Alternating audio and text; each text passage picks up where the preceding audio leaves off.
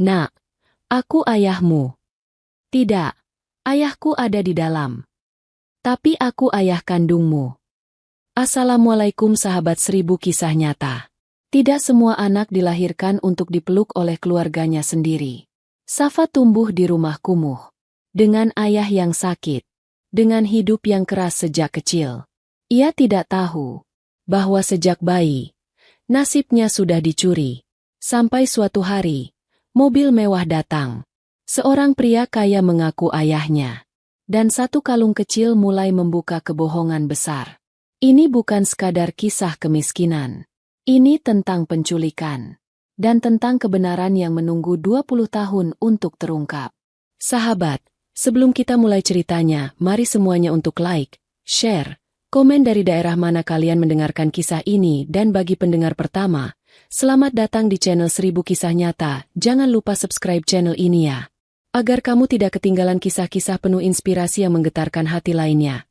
Kami doakan yang sudah like dan subscribe channel ini semoga rezekinya selalu mengalir deras, segala urusan selalu dipermudah, dan doanya semoga diijabah oleh Allah Subhanahu wa Ta'ala. Amin ya Rabbal Alamin. Jangan lupa juga tekan tombol loncengnya, agar kamu jadi orang pertama yang tahu saat video terbaru hadir. Sekarang mari kita mulai ceritanya. Gang itu sempit, lembab, dan selalu berbau campuran got dan asap gorengan murah. Dinding rumah berdempetan seperti saling menahan agar tidak roboh. Di siang hari, sinar matahari cuma jatuh tipis, menyelinap di sela jemuran dan kabel listrik yang menggantung rendah. Anak kecil berlarian tanpa alas kaki. Ibu-ibu duduk di ambang pintu, mengipas wajah sambil mengawasi orang lewat. Safa berjalan pelan. Karung rongsokan di punggungnya terasa makin berat setiap langkah. Karung itu penuh botol plastik, kardus basah, kaleng penyok, dan besi tipis yang ia kumpulkan sejak pagi. Punggungnya basah oleh keringat. Tetapi ia tidak berhenti. Ia sudah terlalu hafal rasa lelah. Yang ia takutkan bukan capek. Yang ia takutkan adalah pulang dan menemukan rumahnya sunyi tanpa napas. Rumah Safa berada di ujung gang, menempel pada tembok yang catnya sudah mengelupas. Pintu kayunya rapuh. Bagian bawahnya keropos dimakan rayap. Atap sengnya berlubang di beberapa titik, ditambal dengan plastik hitam yang diikat tali rafia. Kalau hujan deras, air menetes ke dalam, membuat lantai tanah jadi becek. Di teras kecilnya ada bangku kayu yang sudah miring. Safa biasanya duduk di situ untuk melepas sandal, lalu menahan napas sebelum masuk, menyiapkan diri menghadapi hari yang selalu sama. Hari yang sama, tapi bisa berubah kapan saja. Safa menurunkan karungnya, mengusap kening dengan lengan baju yang sudah pudar. Gang di belakangnya ramai dengan suara orang. Namun di depan pintu rumahnya, dunia selalu terasa lebih pelan. Seolah suara-suara itu takut masuk. Safa menempelkan telapak tangannya pada pintu. Kayu itu dingin. Ia mendorong perlahan. Pintu berdecit, seperti mengeluh. Di dalam, ruangan sempit itu gelap dan pengap. Cuma ada satu jendela kecil dengan tirai lusuh yang menggantung miring. Di sudut, ada ranjang besi tua. Kasur tipisnya tampak turun di bagian tengah karena dipakai bertahun-tahun. Di atas ranjang itu, Pak Darman terbaring. Pak Darman adalah ayah yang membesarkan Safa. Orang kampung memanggilnya begitu. Dulu ia tukang tambal ban keliling, lalu jadi buruh serabutan. Sekarang tubuhnya tinggal tulang dan kulit. Dada naik turun pelan. Napasnya berat seperti diseret. Bibirnya pecah-pecah. Matanya cekung. Tapi tatapannya masih mencari Safa setiap kali pintu terbuka. Safa buru-buru mendekat. Ia berlutut di samping ranjang, menggenggam tangan ayahnya yang dingin. "Ayah!" Matanya basah tanpa ia minta. Pak Darman menatapnya. Bola matanya bergerak sedikit, seperti berusaha bicara. Namun tenggorokannya hanya mengeluarkan bunyi serak yang tidak jadi kata. Sudah berbulan-bulan Pak Darman tidak bisa bicara. Bukan karena tidak mau. Suaranya hilang. Tenggorokannya rusak oleh batuk yang tak kunjung berhenti. Dokter puskesmas dulu bilang banyak kemungkinan. Dan semua kemungkinan itu membutuhkan uang. Uang yang Safa tidak punya. Safa mengelus punggung tangan ayahnya. Menahan gemetar. Ini Safa pulang. Ia menelan ludah yang terasa pahit. Ayah, jangan takut. Safa di sini.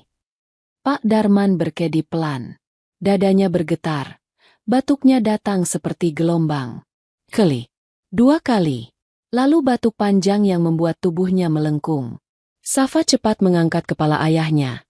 Menyelipkan bantal tipis agar lebih tinggi. Ayah pelan-pelan. Safa meraih kain lap. Mengusap sudut bibir ayahnya. Batuk itu tiba-tiba memunculkan darah. Merah tua, kental, menempel di kain lap. Safa membeku sekejap. Ia tidak menangis keras. Ia hanya menarik napas dalam, lalu menyembunyikan kain lap itu di bawah ranjang, seperti menyembunyikan kenyataan. Safa berdiri cepat, mengambil gelas plastik dari meja kecil yang kakinya sudah goyang. Ia mengisi air dari jeriken, lalu kembali ke ranjang. Minum sedikit ya. Yah. Safa menempelkan bibir gelas ke bibir ayahnya. Pak Darman menelan perlahan. 1 teguk. 2 teguk. Lalu berhenti. Napasnya tersengal. Safa menaruh gelas. Menatap wajah ayahnya yang pucat. Ayah, sabar. Safa memaksa suaranya tetap stabil. Safa dapat uang sedikit hari ini. Ia menunduk. Nanti Safa beli obat lagi. Pak Darman menatapnya lekat. Ada sesuatu di mata itu. Bukan sekadar sakit. Seperti ada pesan yang ingin dititipkan. Tapi tidak pernah menemukan jalan keluar dari tenggorokan yang mati. Safa menahan pandangannya agar tidak runtuh. Ia berjalan ke pojok ruangan. Di sana ada kaleng biskuit bekas yang menjadi tempat menyimpan uang. Safa mengangkat tutupnya. Isinya beberapa lembar uang lusuh. Dan beberapa koin. Ia menghitung perlahan. Tidak cukup untuk rumah sakit. Tidak cukup untuk dokter spesialis. Tidak cukup untuk apapun yang kata orang bisa menyelamatkan. Tapi cukup untuk membeli obat warung. Obat yang kadang tidak membantu. Tapi setidaknya memberi Safa rasa bahwa ia masih berusaha. Safa menutup kaleng itu, menghela napas, lalu menatap karung rongsokan di dekat pintu. Ia membuka ikatannya.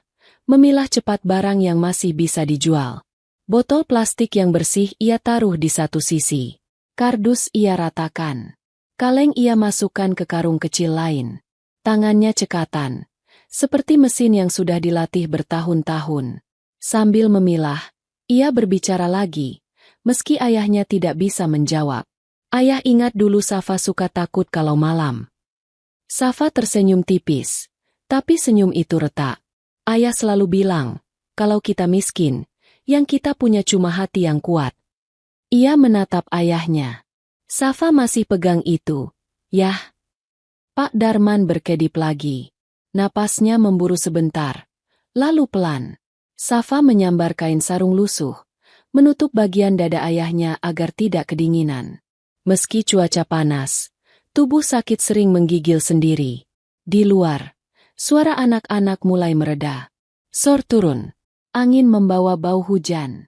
Safa menatap langit lewat jendela kecil. Awan gelap menumpuk. Safa tahu, kalau hujan datang, ia tidak bisa memulung. Barang-barang jadi basah. Harganya turun. Tapi ia tidak punya pilihan. Ia harus bergerak sebelum hujan.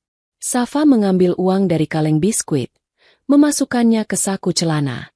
Ia lalu menatap ayahnya. Ayah. Safa ke warung sebentar. Ia berbicara pelan, seolah takut suara keras bisa mematahkan napas ayahnya. Safa beli obat batuk yang kemarin sama vitamin yang murah itu. Pak Darman mengangkat jari sedikit, gemetar. Seolah ingin melarang. Seolah ingin bilang jangan keluar. Safa menggenggam jari itu.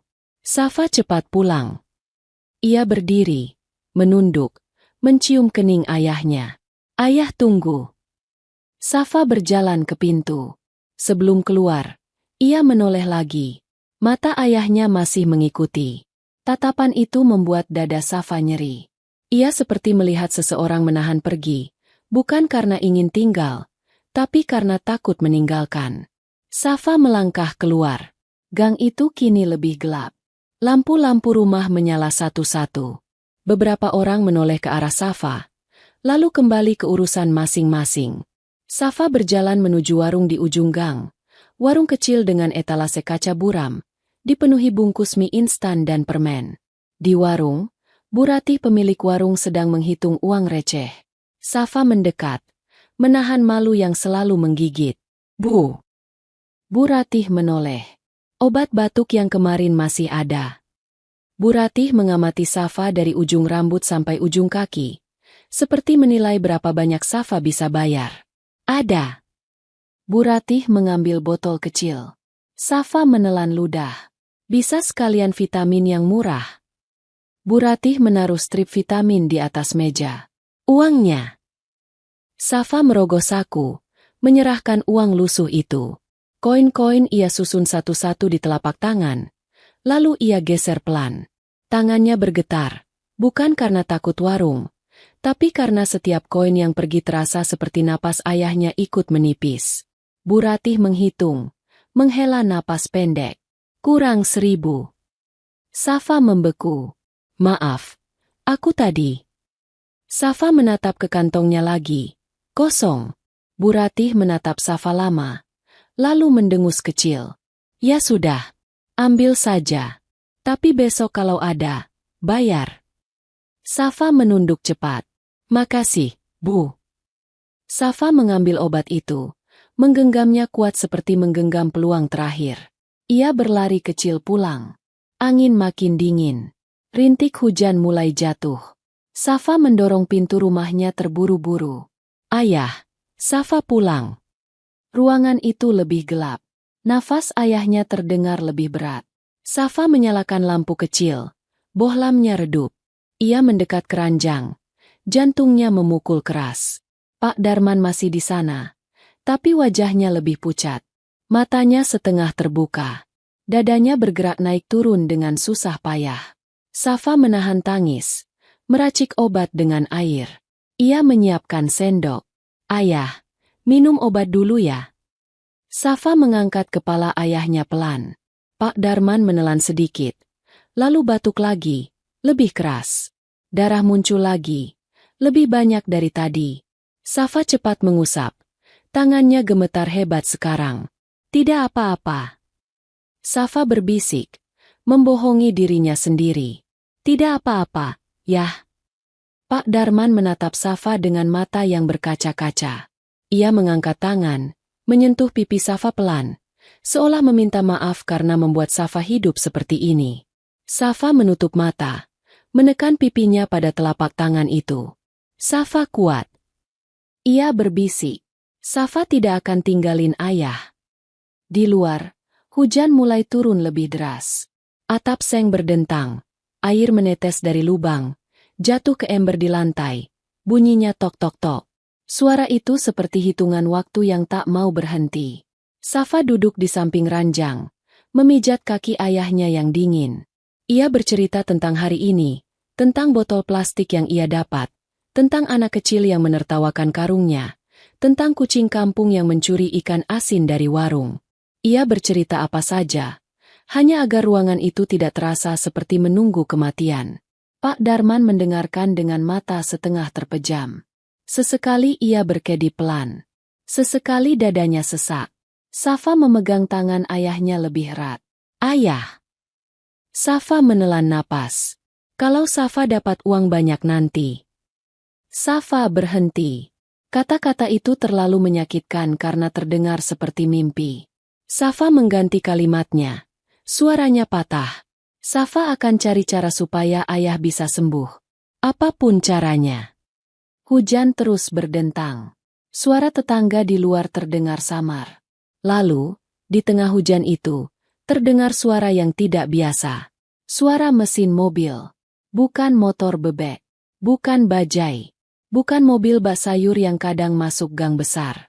Suara mesin itu halus, berat, seperti sesuatu yang mahal. Safa menegakkan tubuh. Suara itu semakin dekat. Ada yang berteriak di luar. Suara tetangga campur kaget. Safa berdiri pelan. Langkahnya menuju pintu seperti ditarik rasa penasaran dan rasa takut sekaligus. Ia membuka pintu sedikit, menengok keluar. Di ujung gang, lampu mobil menyala terang, memantul di genangan air. Mobil hitam mengkilap berhenti tepat di depan rumah Safa, membuat gang yang sempit itu terlihat semakin kecil. Warga mulai keluar. Mulut mereka terbuka. Mata mereka membesar. Pintu mobil terbuka. Seorang pria turun. Usianya sekitar 40-an. Rambutnya rapi. Wajahnya bersih. Pakaiannya mahal meski terkena percikan hujan. Ia menutup pintu mobil pelan, lalu berdiri sejenak, menatap rumah reot Safa seperti menatap sesuatu yang selama ini ia cari. Pria itu melangkah mendekat. Langkahnya mantap, seolah tidak peduli lumpur dan tatapan orang-orang. Safa berdiri di depan pintu, tubuhnya kaku. Hujan membasahi bahunya, tapi ia tidak sadar. Pria itu berhenti tepat beberapa langkah di depan Safa. Tatapannya menembus, seperti mengenali sesuatu di wajah Safa. Bibir pria itu bergetar. Matanya berkaca-kaca. Nak. Safa tidak bergerak. Pria itu menghela napas panjang, lalu suaranya keluar, tegas tapi pecah di ujung. Nak, aku ayahmu. Safa membeku, lalu matanya refleks menoleh ke dalam rumah yang gelap. Keranjang tempat Pak Darman terbaring lemah. Safa menelan napas. Tangannya gemetar di gagang pintu. Hujan terus turun, dan suara mesin mobil mewah itu masih menyala pelan di belakang pria asing tersebut. Safa masih berdiri di ambang pintu rumahnya. Udara sore terasa berat. Tatapan warga gang tertuju pada dirinya dan pria bernama Arman itu. Tidak ada yang berani mendekat, tapi semua ingin tahu. Arman berdiri tenang. Seolah gang kumuh itu bukan tempat asing baginya. Sepatunya bersih, celananya rapi. Sangat bertolak belakang dengan debu dan lumpur yang menempel di kaki Safa. Maaf, Bapak salah orang. Safa ingin menutup pintu rumahnya, tapi berhenti karena suara pria itu. Aku tidak salah orang, ucap Arman pelan. Aku sudah lama mencarimu. Safa menelan ludah. Kepalanya pening. Semua terasa tidak masuk akal. Safa kembali menatap pria di depannya. Wajahnya pucat. Ayah saya ada di dalam, ucap Safa lirih. Arman menatap ke arah rumah itu. Wajahnya tidak berubah. Aku tahu, katanya pelan. Dan aku bisa menjelaskan semuanya. Safa menggeleng pelan. Tangannya gemetar.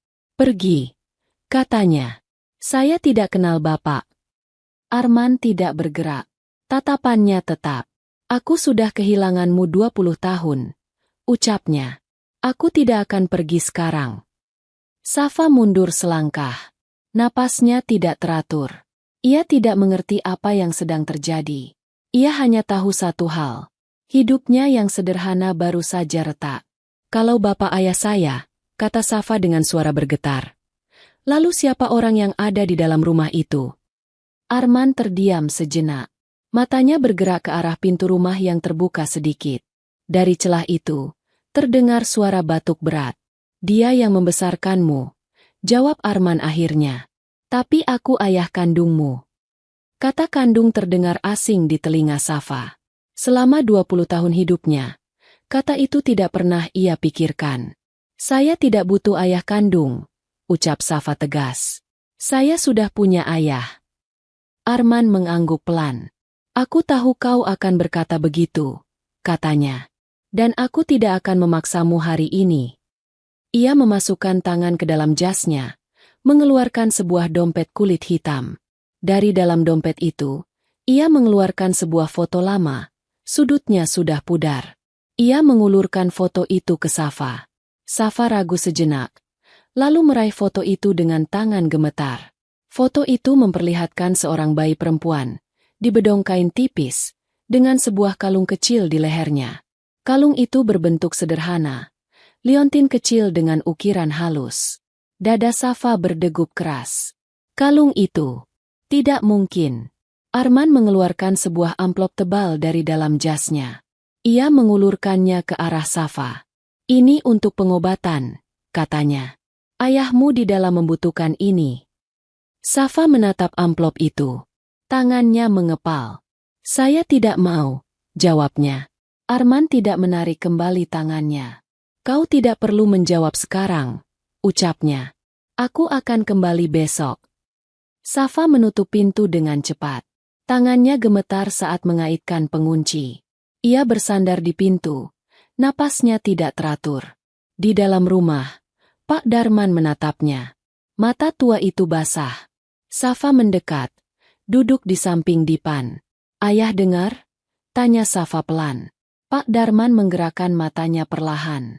Bibirnya bergetar, tapi tidak ada suara yang keluar. Tangannya bergerak lemah, seolah ingin berkata sesuatu, namun gagal.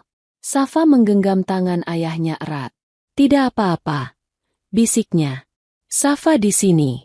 Safa tidak akan kemana-mana." Malam turun perlahan. Lampu kecil menyala redup. Safa duduk terjaga di samping ayahnya.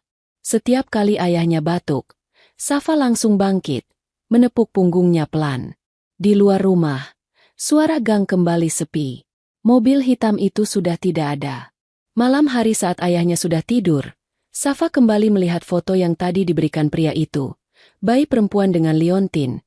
Liontin yang sama yang sudah Safa jual untuk berobat ayahnya dulu. Mulai memikirkan apa pria itu hanya berkata omong kosong atau berkata jujur. Keesokan paginya, Safa bangun lebih awal. Ia harus memulung lebih banyak. Uang kemarin hampir habis untuk obat. Ia meninggalkan ayahnya dengan perasaan tidak tenang. Sepanjang jalan, wajah Arman terus muncul di pikirannya.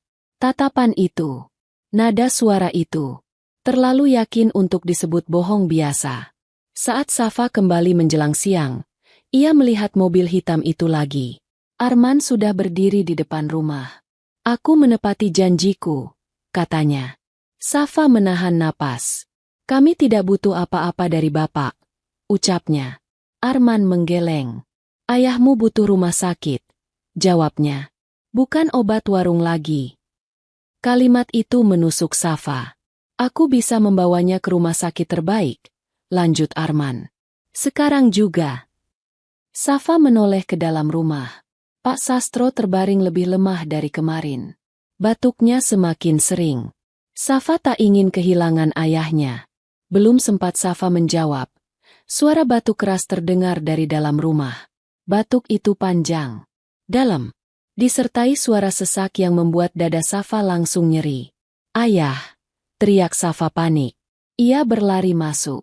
Di balik pintu kayu rapuh, Pak Darman terbaring lemah. Dadanya naik turun tak beraturan. Batuknya semakin keras, hingga bercak darah terlihat di sapu tangan lusuhnya. Safa menjatuhkan karungnya. Ia berlutut di samping Dipan. "Ayah, tahan ya," ucap Safa sambil menangis. "Safa sudah pulang." Pak Darman membuka mata sedikit. Bibirnya bergetar. Nafasnya berat. Ia mencoba berbicara, tapi batuk kembali mengguncang tubuhnya. Safa menangis semakin keras.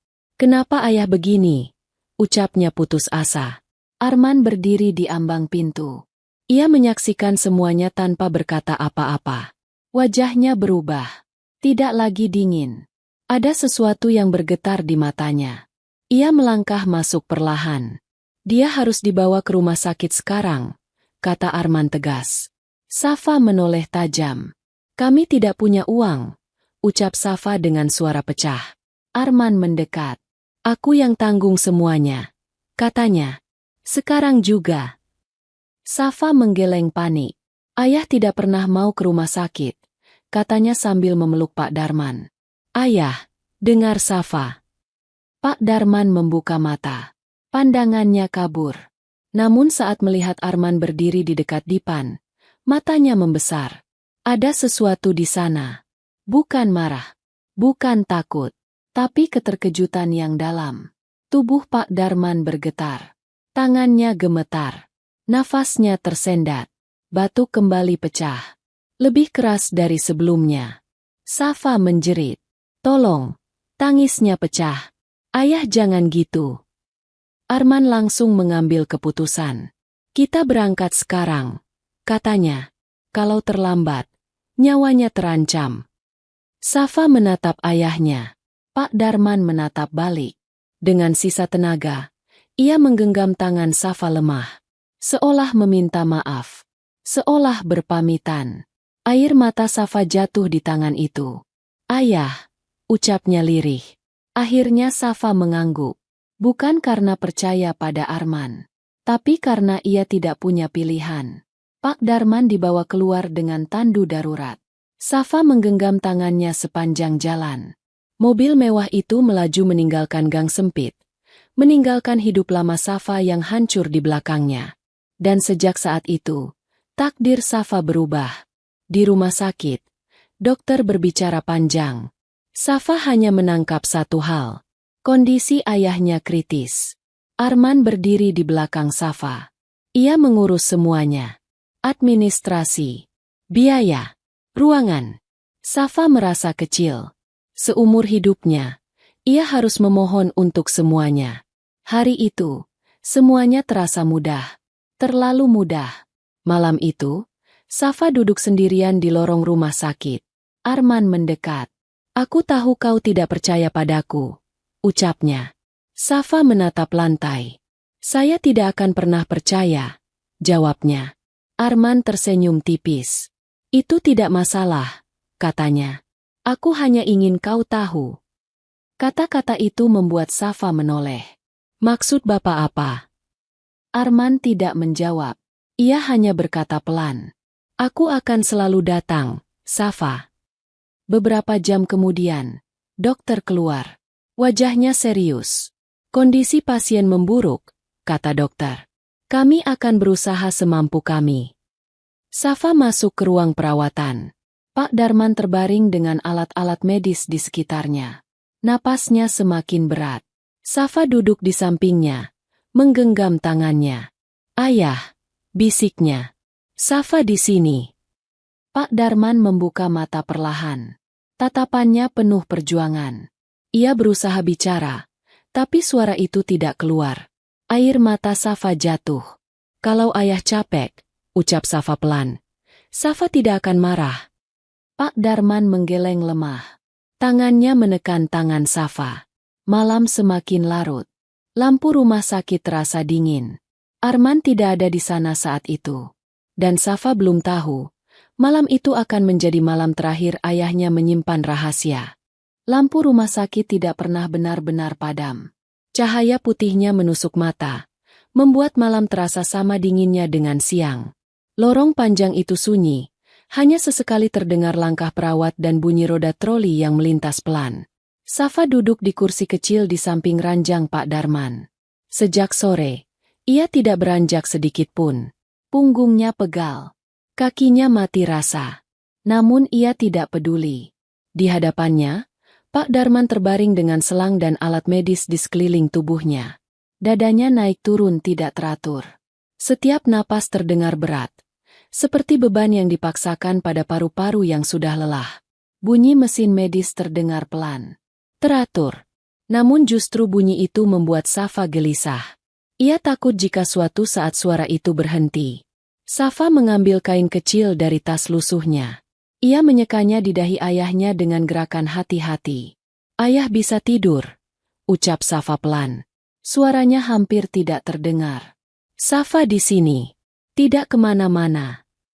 Pak Darman tidak langsung merespons. Matanya terpejam. Wajahnya pucat. Tulang pipinya menonjol jelas. Tubuhnya terlihat semakin kurus dibanding beberapa bulan lalu. Safa menelan ludah. Dadanya terasa sesak. Ayah dengar Safa, kan? Katanya lagi. Safa sudah dapat uang hari ini. Obat ayah nanti bisa dibeli. Beberapa detik berlalu. Lalu mata Pak Darman bergerak. Terbuka sedikit. Pandangannya kosong sesaat. Lalu perlahan fokus pada wajah Safa. Ada sesuatu di sorot matanya. Bukan hanya sakit, tapi kelelahan yang dalam. Kelelahan seseorang yang terlalu lama bertahan. Tangannya bergerak lemah di atas selimut. Safa langsung menggenggamnya. Iya, yah, katanya cepat. Safa pegang. Tangan itu dingin. Tuh. Namun genggamannya masih terasa. Lemah, tapi nyata. Safa menunduk, menempelkan keningnya ke punggung tangan ayahnya. Jangan takut, bisiknya. Safa di sini. Waktu berjalan lambat. Terlalu lambat. Jam dinding di sudut ruangan berdetak pelan. seolah mengejek kesabaran Safa. Beberapa jam berlalu. Safa hampir tertidur sambil duduk. Kepalanya terangguk, lalu terangkat lagi. Setiap kali matanya hampir terpejam, ia langsung terbangun, takut melewatkan sesuatu.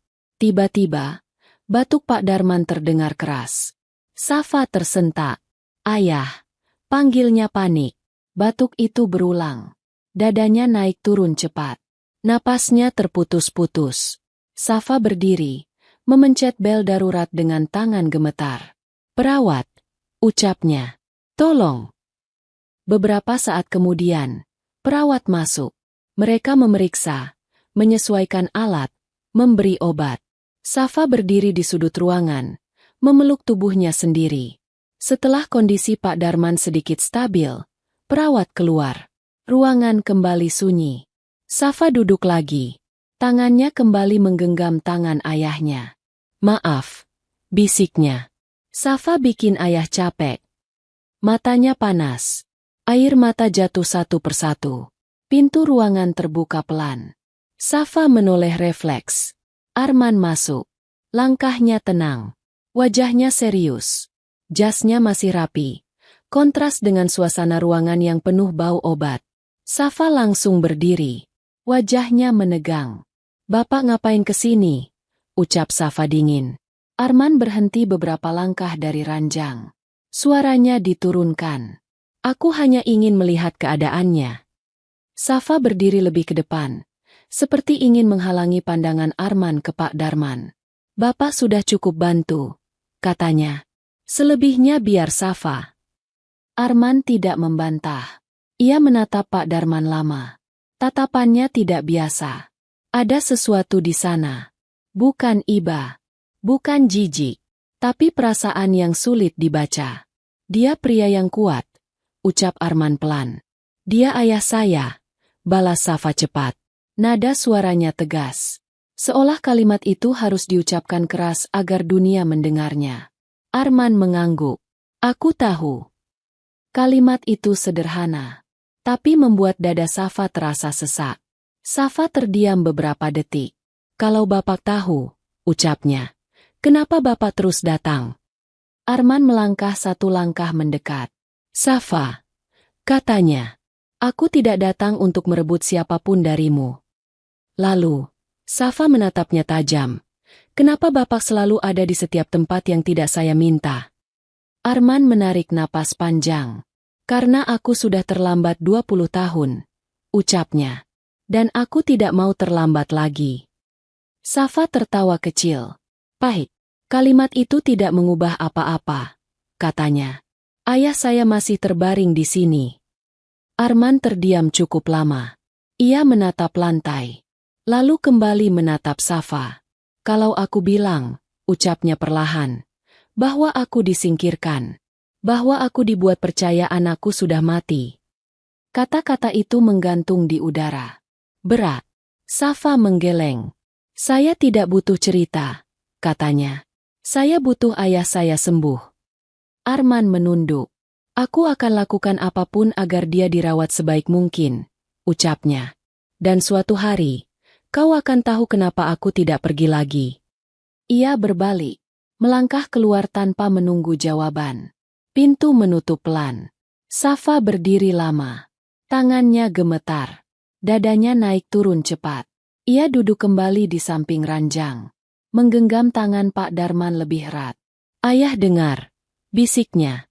"Safa tidak akan kemana-mana." Namun jauh di dalam hatinya, sesuatu mulai retak. Sebuah perasaan asing tumbuh. Bukan percaya. Bukan benci. Ketakutan. Dan malam itu terus berjalan. Endeng. Sini. Seolah memberi waktu pada rahasia untuk semakin mendekat.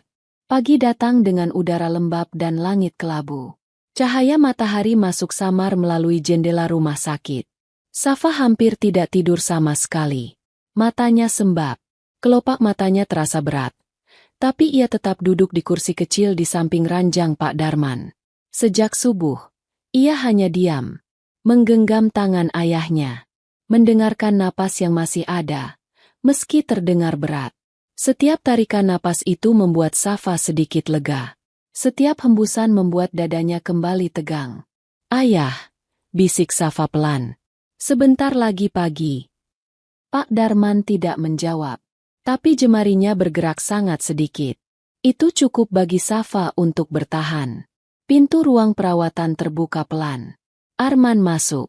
Wajahnya terlihat lelah. Jasnya tidak serapi kemarin. Rambutnya sedikit berantakan, seolah ia juga tidak tidur. "Kau harus makan," ucap Arman pelan. Safa tidak menoleh. Safa tidak lapar. Arman berdiri beberapa langkah dari ranjang. Ia melihat Pak Darman lama. Tatapannya lebih tenang dari biasanya. "Kau tidak bisa terus seperti ini," katanya. "Tubuhmu juga butuh tenaga." Safa menggeleng. "Kalau Safa makan," ucapnya lirih, "apa ayah bisa sembuh?" Kalimat itu membuat Arman terdiam. Ia menarik napas dalam, lalu mengembuskannya pelan. "Aku ingin mengajakmu ke satu tempat," katanya akhirnya. Safa langsung menoleh. Wajahnya menegang. "Saya tidak mau kemana-mana." "Hanya sebentar," jawab Arman. "Aku janji." "Saya tidak bisa meninggalkan ayah," kata Safa cepat. Arman menoleh ke arah perawat yang sedang memeriksa alat. Perawat itu mengangguk pelan. "Kondisinya stabil untuk sementara," ucap perawat. "Kami akan jaga." Safa ragu. Tangannya mencengkeram selimut Pak Darman. "Kalau ayah kenapa-kenapa," katanya pada Arman, "saya tidak akan memaafkan." Arman mengangguk tanpa ragu. "Aku akan bertanggung jawab." Akhirnya Safa berdiri. Langkahnya berat. Ia menatap wajah Pak Darman sekali lagi. "Safa pergi sebentar," bisiknya. "Jangan kemana-mana." Mobil hitam itu melaju pelan meninggalkan rumah sakit. Kota perlahan menjauh. Bangunan tinggi berganti pepohonan dan jalan yang lebih sepi. Di dalam mobil, suasana sunyi. Safa menatap keluar jendela. Arman tidak memulai percakapan. Seolah tahu, Safa butuh waktu. Setelah perjalanan cukup lama, mobil berhenti. Safa turun. Udara di tempat itu berbeda. Lebih sejuk. Lebih sunyi. Pemakaman. Barisan nisan sederhana berdiri rapi. Tidak ada banyak orang. Hanya suara angin dan daun yang bergesek. "Apa ini?" ucap Safa pelan. Arman tidak langsung menjawab. Ia berjalan lebih dulu. Langkahnya pelan. Berhenti di sebuah makam sederhana dengan nisan putih. Nama seorang perempuan terukir di sana. Arman berdiri kaku. "Ini ibumu," ucapnya. Dunia Safa terasa seperti bergeser. Dadanya bergetar. Pandangannya kabur. "Safa tidak pernah punya ibu," ucapnya lirih. "Ayah tidak pernah cerita." Arman berlutut. Tangannya menyentuh nisan itu lama. Jemarinya gemetar. "Dia meninggal saat kau masih bayi," katanya. "Dan sejak hari itu, hidupku runtuh." Safa melangkah mendekat. Matanya membaca nama itu berulang-ulang. Tanggal lahir. Tanggal meninggal. Air matanya jatuh tanpa suara. "Kenapa saya tidak bersama kalian?" ucap Safa pelan. Arman berdiri perlahan. "Karena seseorang mengambilmu," jawabnya, "dan menyerahkanmu pada pria asing yang syukurlah memperlakukanmu dengan baik." Safa menoleh cepat. "Maksud Bapak Pak Darman?" Arman mengangguk. "Dia menyelamatkanmu," katanya. "Dia memberimu hidup yang seharusnya. Butuh 20 tahun akhirnya aku berhasil menemukanmu. Nak, maafkan aku." Safa menutup mulutnya. Tangisnya pecah. Bahunya bergetar. "Kalau begitu," ucapnya di sela tangis, "kenapa sekarang Bapak datang?" Arman menatap Safa lama. Untuk pertama kalinya, suaranya terdengar rapuh. "Karena aku hampir kehilanganmu lagi," katanya. "Dan aku tidak sanggup." Safa menatap wajah Arman. Wajah itu terlihat tua oleh penyesalan. Garis lelah di bawah matanya tidak bisa disembunyikan. "Bapak yakin saya anak Bapak?" ucap Safa lirih. Arman mengeluarkan sebuah benda kecil dari sakunya. Kalung tua. Rantai tipis. Liontin kecil berbentuk sederhana. Ini seharusnya milikmu sejak lahir, katanya. Nenekmu ingin sekali memakaikannya. Tapi belum sempat dia melakukannya. Kau diambil dari kami. Safa gemetar saat menerimanya. Ayah, ucap Safa pelan. Kata itu keluar begitu saja. Arman terdiam. Matanya memerah. Terima kasih, katanya lirih. Namun Safa menarik napas panjang. Safa belum percaya sepenuhnya. Katanya jujur. Tapi Safa juga tidak bisa bilang bapak bohong. Arman mengangguk. Itu cukup, katanya. Aku akan menunggu. Angin bertiup pelan. Daun-daun berguguran di atas makam itu. Safa menatap nisan ibunya sekali lagi. Untuk pertama kalinya dalam hidupnya, ia merasa kehilangan seseorang yang belum pernah ia kenal. Mobil kembali melaju menuju rumah sakit. Di dalam mobil, Safa memegang kalung itu erat. Di dalam hatinya, dinding yang selama ini kokoh mulai retak sedikit. Bukan karena yakin, tapi karena Arman mulai terasa nyata. Dan Safa belum tahu, kepercayaan kecil itu akan membawanya pada kebenaran yang jauh lebih menyakitkan. Malam di rumah sakit terasa lebih sunyi dari biasanya. Lampu putih menyala tanpa kehangatan. Bau obat dan cairan antiseptik menggantung di udara, menusuk hidung. Jam di dinding berdetak pelan, terdengar terlalu keras di tengah kesunyian. Safa duduk di kursi kecil di samping ranjang ayahnya. Tangannya menggenggam tangan Pak Darman yang dingin dan kurus. Sejak kembali dari pemakaman ibunya, ia tidak banyak bicara. Kalung kecil itu kini melingkar di lehernya. Pak Darman terbaring dengan mata setengah terpejam. Napasnya berat. Setiap tarikan dan hembusan terdengar seperti perjuangan terakhir tubuh yang terlalu lama menahan sakit.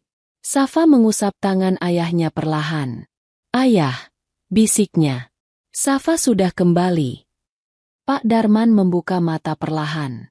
Tatapannya kosong sesaat, lalu fokus pada wajah Safa. Ada sesuatu yang berbeda di mata itu malam ini. Bukan hanya lelah, tapi seperti seseorang yang tahu waktunya hampir habis. Safa menunduk lebih dekat. Kalau ayah mau istirahat, tidak apa-apa, ucap Safa lirih. Safa sudah besar. Pak Darman menggeleng sangat pelan. Bibirnya bergerak. Tidak ada suara. Namun kali ini, gerakannya berbeda. Seolah ia memaksa sesuatu keluar dari tenggorokannya. Safa mendekatkan telinganya. Ayah mau bilang apa? Bisik Safa. Suaranya bergetar. Butuh waktu lama sebelum suara itu akhirnya keluar. Serak. Hampir tidak terdengar. Dengan napas tersengal, suaranya dipaksakan keluar. Safa. Safa tertegun. Sudah lama sekali ia tidak mendengar suara ayahnya. Iya, yah, jawab Safa cepat. Iya. Pak Darman menelan ludah dengan susah payah. Napasnya semakin pendek. Dengar baik-baik. Ucapnya pelan. Ayah, tidak lama lagi. Air mata Safa jatuh tanpa bisa ditahan. Jangan bilang begitu, katanya. Ayah kuat. Pak Darman tersenyum tipis. Senyum yang membuat dada Safa semakin sesak. Ayah, harus jujur, lanjutnya. Sebelum semuanya terlambat. Safa menggenggam tangan ayahnya lebih erat. Apapun itu, katanya. Safa dengar. Pak Darman menarik napas dalam. Seolah mengumpulkan sisa tenaga yang tersisa seumur hidupnya. Pria itu, katanya terputus-putus. Safa menegang. Dia. Bukan ayah kandungmu. Kalimat itu menghantam Safa tanpa peringatan. Kepalanya berdengung. Jantungnya berdegup kencang. Apa maksud ayah? Ucap Safa lirih. Pak Darman memejamkan mata sejenak. Lalu membukanya lagi. Aku juga bukan, katanya pelan. Dunia Safa runtuh dalam sekejap. Tangannya gemetar. Napasnya tersendat. Kalau begitu, ucap Safa dengan suara pecah.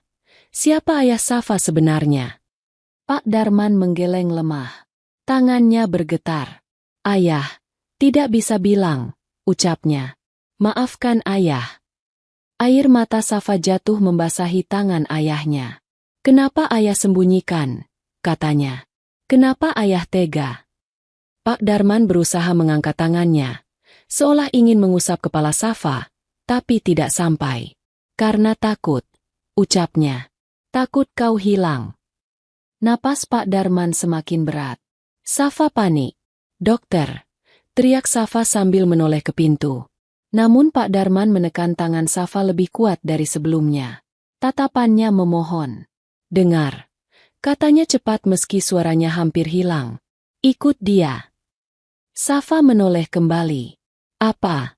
Ucapnya. Ikut Arman. Lanjut Pak Darman. Tapi hati-hati. Air mata Safa jatuh semakin deras. Jangan terlalu percaya padanya, ucap Pak Darman. Ingat itu. Safa mengangguk berkali-kali. Safa janji, katanya. Safa janji. Pak Darman tersenyum lemah. Maafkan ayah, ucapnya pelan. Ayah tidak bisa jadi jujur sampai akhir. Itu kalimat terakhirnya. Napas Pak Darman berhenti. Safa membeku beberapa detik. Tangannya masih menggenggam tangan ayahnya. Ia menunggu. Menunggu dada itu bergerak lagi. Menunggu batuk itu terdengar lagi. Namun tidak ada. Ayah, panggil Safa. Tidak ada jawaban. Ayah, ulangnya lebih keras. Tubuh Pak Darman tetap diam. Safa menjerit. Tangisnya pecah memenuhi ruangan kecil itu. Perawat dan dokter datang berlari. Safa dipeluk, ditarik perlahan menjauh dari ranjang. Namun Safa terus meronta. Itu ayah saya, teriaknya. Jangan bawa dia. Arman datang terlambat. Ia berdiri di depan pintu ruang perawatan, melihat Safa menangis histeris. Langkahnya terhenti saat melihat tubuh Pak Darman yang kini tak bergerak. Wajah Arman berubah. Tangannya mengepal. Maaf, ucap Arman pelan. Tidak jelas untuk siapa. Pemakaman dilakukan sederhana. Tidak banyak orang. Hanya Safa, beberapa warga gang, dan Arman yang berdiri agak jauh. Safa menatap tanah merah yang menutup peti kayu ayahnya. Hatinya kosong. Semua terasa seperti mimpi buruk yang terlalu panjang. Saat semua orang mulai pergi, Safa masih berdiri di sana. Arman mendekat perlahan. Aku turut berduka, katanya. Safa tidak menoleh. Dia ayah saya, ucap Safa pelan. Bukan siapa-siapa seperti yang Bapak kira. Arman terdiam. Aku tahu, katanya. Safa menoleh. Tatapan mereka bertemu. Untuk pertama kalinya, Safa melihat kegelisahan di mata Arman. Ayah saya bilang ikut Bapak, ucap Safa. Apa Bapak benar ayah kandung saya? Arman mengangguk tipis. Itu terdengar seperti dia. Safa menarik napas panjang. Saya akan ikut, ucap Safa. Arman tidak tersenyum. Itu sudah cukup, jawabnya.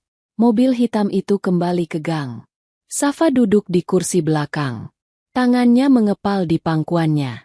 Di balik wajah tenangnya, Safa berjanji pada dirinya sendiri. Ia akan berpura-pura percaya. Ia akan membiarkan Arman merasa menang. Sampai ia menemukan kebenaran yang ayahnya bawa sampai mati. Mobil mewah itu melaju perlahan meninggalkan pemakaman. Tanah merah masih basah. Bau bunga layu bercampur tanah memenuhi udara. Safa menoleh ke belakang untuk terakhir kalinya. Dari kaca mobil, ia melihat nisan kayu sederhana yang baru saja menutup hidup seseorang yang paling ia cintai. Pak Darman.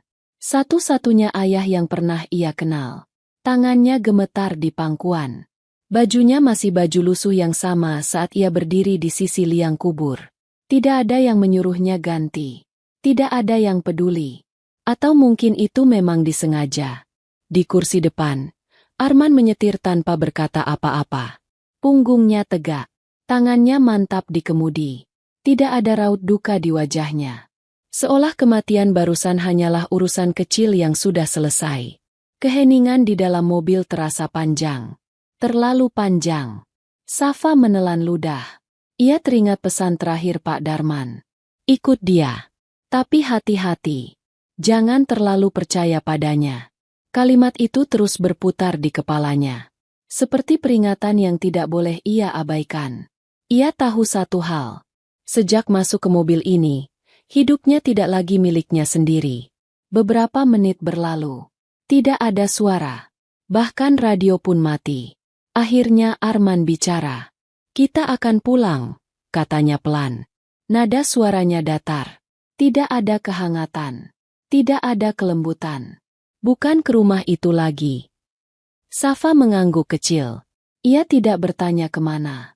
Ia tidak bertanya kenapa. Ia belajar sejak kecil bahwa bertanya seringkali hanya menambah luka. Mobil keluar dari jalan sempit.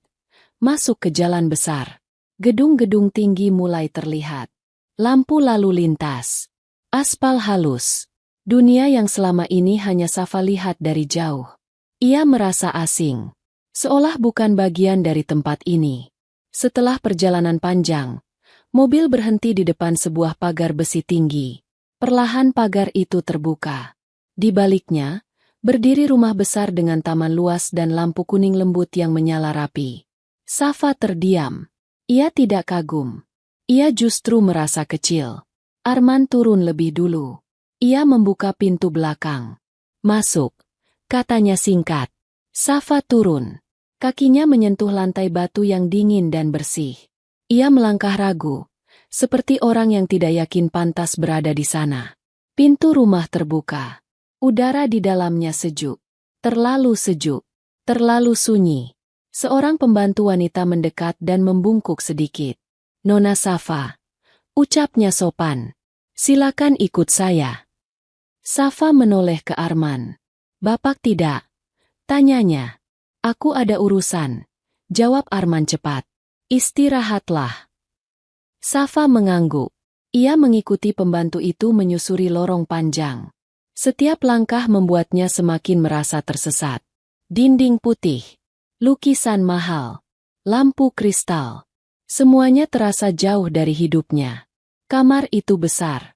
Terlalu besar untuk satu orang yang terbiasa tidur di lantai. Tempat tidur empuk. Selimut tebal. Lemari penuh baju baru. Sepatu tertata rapi. Pembantu itu tersenyum. "Semua ini milik Nona sekarang." Safa hanya mengangguk. Setelah pintu tertutup, Safa berdiri di tengah kamar. Ia tidak langsung duduk. Ia tidak menyentuh apa-apa. Ia merasa seperti orang asing di hidupnya sendiri. Malam turun perlahan. Saat Safa turun ke ruang makan, meja panjang sudah terisi hidangan. Arman duduk di ujung meja. Urusannya mungkin sudah selesai. Wajahnya tenang. Sikapnya seperti seorang ayah yang menunggu anaknya pulang. "Duduk," katanya. Safa duduk. "Makanlah," lanjut Arman sambil menunjuk piring di depan Safa. "Kamu perlu tenaga." Safa menatap makanan itu. Daging empuk, sup hangat, nasi putih bersih. Semua yang jarang ia rasakan. Ia mulai makan pelan. "Makanlah yang lahap," kata Arman lagi. "Setelah ini kamu bisa makan sesuka hatimu. Tidak seperti dulu." Kalimat itu membuat tangan Safa berhenti sesaat. Tidak seperti dulu. Ia menelan makanan dengan susah payah. "Iya," jawabnya pelan. Arman tersenyum tipis. Senyum yang tidak sampai ke matanya. Hari-hari berikutnya berjalan aneh bagi Safa. Pagi pertamanya di rumah besar itu dimulai dengan suara ketukan halus di pintu. Seorang pembantu wanita berdiri menunduk rapi. "Nona Safa, Tuan Arman menunggu di ruang makan." Kata Nona membuat Safa terdiam sejenak. Arman menyuruh pembantu memanggilnya Nona. Memberinya kamar yang nyaman. Ia menatap bajunya sendiri. Baju tidur baru. Lembut. Terlalu bersih. Tangannya refleks meremas ujung kain itu. Seolah takut kotor hanya karena dipakai.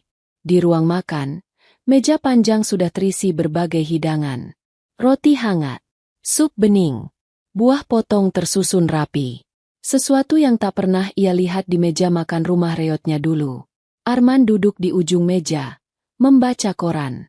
"Duduk," ucapnya tanpa menoleh. Safa duduk perlahan. Ia mengambil sendok, tapi tangannya gemetar.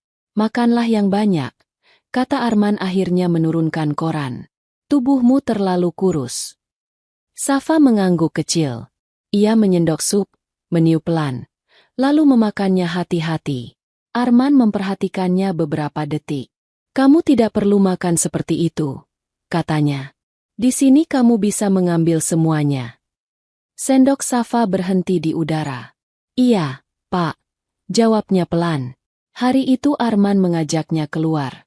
Mereka pergi ke pusat perbelanjaan. Safa berjalan di belakangnya, menunduk, merasa asing di antara lantai mengilap dan lampu terang. Masuk, kata Arman sambil menunjuk sebuah butik. Seorang pegawai tersenyum ramah. Untuk putri Bapak. Kata putri membuat Safa kembali membeku. Arman memilihkan gaun. Sepatu. Tanpa bertanya selera Safa. Coba ini, katanya singkat. Di ruang ganti, Safa menatap dirinya di cermin. Gadis lusuh itu masih ada. Hanya dibungkus kain mahal. Saat ia keluar, Arman mengangguk puas. Begini lebih pantas, ucapnya. Sekarang kamu terlihat lebih baik. Safa tersenyum tipis. Dadanya terasa dingin. Di perjalanan pulang, mobil melaju hening. Arman memecahnya. Kamu tahu, katanya, matanya lurus ke depan. Hidup di tempat kumuh seperti dulu itu tidak layak. Safa menelan ludah. Ayah angkatmu, lanjut Arman, nadanya datar. Maksudku Darman, mungkin baik, tapi dia membiarkanmu hidup seperti binatang. Jari Safa mencengkeram tas di pangkuannya. Dia ayah saya, ucap Safa lirih. Arman tidak menoleh. Hanya tersenyum tipis. Itu sebabnya kamu tidak tahu bagaimana dunia bekerja. Hari-hari berlalu. Arman selalu terlihat sebagai ayah yang sempurna di mata orang lain. Ia menjemput Safa. Mengantarnya. Memperkenalkannya dengan bangga. Ini anak saya, katanya pada tamu. Ia baru kembali ke tempatnya yang seharusnya. Namun saat mereka hanya berdua, kata-katanya berubah bentuk. Saat Safa salah memegang sendok makan, Arman berkomentar, kebiasaan lama sulit dihilangkan. Saat Safa terdiam di tengah percakapan, Arman berkata, kamu harus belajar bicara seperti orang berpendidikan. Bahkan suatu malam, ketika Safa memandangi taman dari jendela, Arman berdiri di belakangnya. Kamu beruntung, ucapnya pelan. Jika aku tidak datang, hidupmu mungkin berakhir di gang itu. Safa tidak menjawab. Ia menatap ke depan. Dalam hatinya, suara Pak Darman kembali berbisik. Jangan terlalu percaya padanya. Dan Safa mulai paham. Arman tidak sedang menyelamatkannya. Arman sedang membentuknya. Menjadikannya sesuatu yang ia butuhkan. Dan Safa, dengan wajah patuh dan mata menunduk, memilih diam. Ia akan mengikuti. Ia akan tersenyum. Sampai waktunya tiba. Di dalam hatinya, ia terus mengulang satu kalimat. Aku akan ikut. Aku akan pura-pura percaya. Sampai aku tahu rencanamu. Malam itu, Safa duduk sendirian di kamar besar itu. Ia menatap langit dari jendela. Cahaya kota terlihat jauh. Ia membuka telapak tangannya. Mengingat kalung kecil yang pernah ia miliki. Kalung yang dulu ia jual demi obat ayahnya. Entah kenapa, dadanya terasa sesak. Ia belum tahu bahwa rumah besar ini bukan tempat perlindungan, melainkan awal dari sebuah kebohongan yang disusun sangat rapi. Hari-hari di rumah besar itu berjalan perlahan. Terlalu perlahan bagi Safa yang terbiasa hidup berpacu dengan lapar dan waktu. Pagi datang tanpa suara ayam. Tidak ada suara gerobak lewat. Tidak ada teriakan pedagang. Yang ada hanya keheningan dan langkah kaki pembantu yang nyaris tidak terdengar. Safa bangun sebelum matahari benar-benar tinggi. Kebiasaan lama yang sulit hilang. Ia duduk di tepi ranjang empuk itu, menatap lantai marmer yang dingin. Setiap pagi, ia selalu butuh waktu untuk menyadari satu hal. Ia tidak lagi di rumah reot itu. Ia tidak lagi tidur di dekat ayahnya. Dadanya kembali sesak. Safa turun ke ruang makan. Meja sudah tertata rapi. Sarapan tersedia lengkap. Arman duduk membaca koran, seperti pria mapan pada umumnya. Duduk, katanya tanpa menoleh. Safa duduk. Mulai hari ini, kamu akan mulai belajar, lanjut Arman.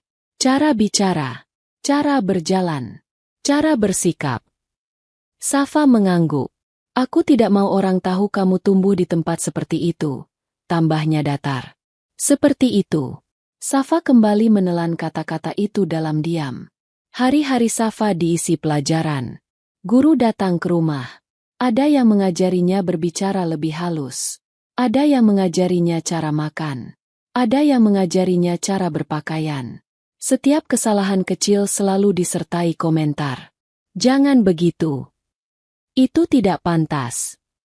Kamu sekarang anak Arman. Safa belajar cepat. Bukan karena ingin. Tapi karena tahu. Patuh adalah cara bertahan. Di malam hari, saat semua orang tidur, Safa sering duduk di jendela kamarnya. Menatap lampu kota yang berkilau. Ia teringat gang sempit. Teringat suara batuk Pak Darman. Teringat bau obat murah. Dan teringat tatapan wanita paruh baya di restoran malam itu. Tatapan itu tidak pergi dari pikirannya. Beberapa hari kemudian, Arman mengajaknya keluar lagi. Bukan dengan nada mengajak. Lebih seperti memberi perintah. Kita akan makan malam dengan keluarga, katanya singkat, saat Safa baru saja selesai sarapan. Safa mengangkat kepala. Keluarga Bapak. Arman mengangguk. Keluarga kita. Mobil hitam kembali melaju.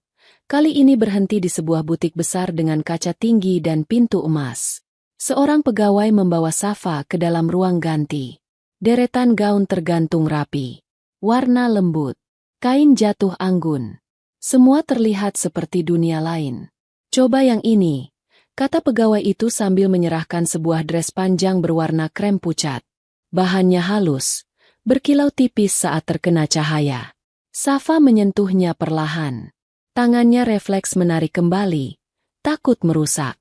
Di ruang ganti, ia mengganti bajunya. Saat menatap cermin, ia hampir tidak mengenali dirinya sendiri. Dres itu mengikuti bentuk tubuhnya dengan pas. Lehernya tampak lebih jenjang. Bahunya terlihat rapuh. Ia keluar pelan. Arman berdiri menunggu. Matanya menelusuri Safa dari atas ke bawah. Lebih baik, katanya akhirnya.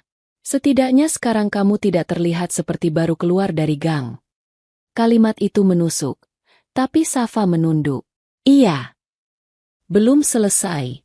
Arman menunjuk rak sepatu. Sepatunya ganti. Sepatu hak rendah berwarna senada dipilihkan.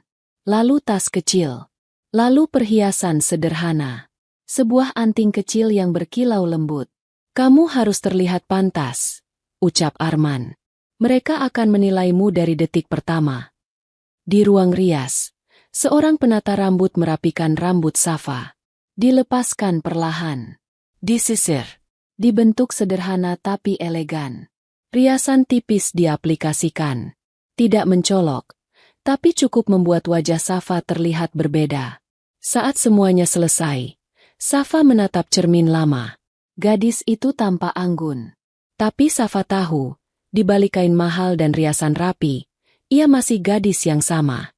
Gadis yang pernah mengais rongsokan. Gadis yang kehilangan ayahnya. Arman berdiri di belakangnya. Pantulan mereka bertemu di cermin. Ingat, kata Arman pelan. Kamu adalah anak saya. Jangan membuat saya terlihat salah. Safa mengangguk. Mobil melaju menuju restoran mewah itu. Begitu mereka masuk, suasana langsung berubah. Lampu hangat, meja panjang, gelas kristal. Percakapan tertahan yang berubah jadi senyum begitu Arman datang. Arman, seru seseorang. Akhirnya. Arman tersenyum lebar. Tangannya mendarat ringan di punggung Safa. Ini Safa, katanya bangga. Anak saya. Beberapa pasang mata langsung tertuju padanya. Senyum. Anggukan. Tatapan menilai dari ujung rambut sampai ujung sepatu.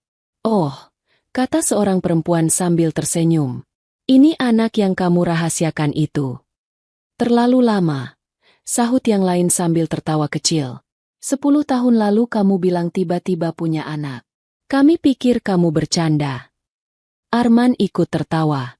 Waktu yang tepat memang sulit. Safa duduk diam. Tersenyum kecil seperti yang Arman ajarkan. Punggung tegak. Tangan di pangkuan. Ia menjawab seperlunya. Ia sudah belajar caranya. Namun di tengah keramaian itu, tatapan itu kembali muncul. Wanita paruh baya itu. Ia duduk agak jauh. Wajahnya tegang. Matanya berkaca-kaca.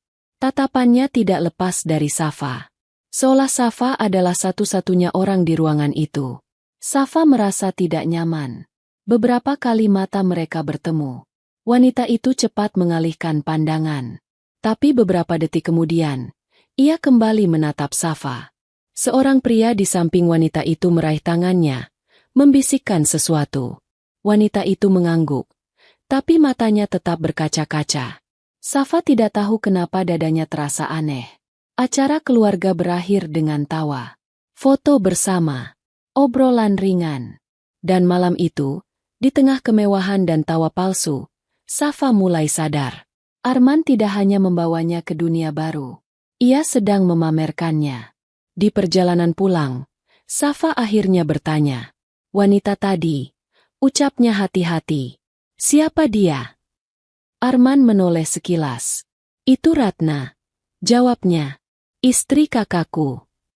Safa terdiam. Kakak bapak? Tanyanya. Iya, jawab Arman.